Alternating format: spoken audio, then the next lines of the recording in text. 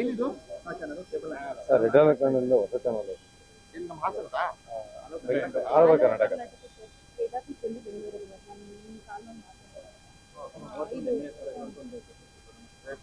ಈಗ ನಡೀತಾ ಇದೆ ಹೊಸದ ಕೇಬಲ್ ಲಾಂಚಿಂಗ್ ಏಪ್ರಿಲ್ 5th ಗೆ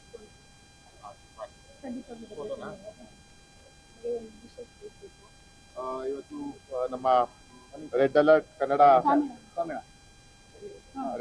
ಕನ್ನಡ ನಿಖರ ಸುದ್ದಿ ನಿರ್ಭಯ ವರದಿ ಎಂಬ ಒಂದು ಚಾನೆಲ್ ಅಲ್ಲಿ ಪ್ರಥಮ ಹೆಮ್ಮೆಯ ಸಾಧಕ ಪ್ರಶಸ್ತಿ ಪ್ರದಾನ ಸಮಾರಂಭವು ಇದೇ ಬರುವ ಏಪ್ರಿಲ್ 5ನೇ ತಾರೀಕು ಸಂಜೆ 5 ಗಂಟೆಗೆ SPS ಭವನ ಬಂಡೆಮಠ ನಮ್ಮ ಕೆಂಗೇರಿ ಉಪನಗರದಲ್ಲಿ ಹಮ್ಮಿಕೊಂಡಿದ್ದಾರೆ.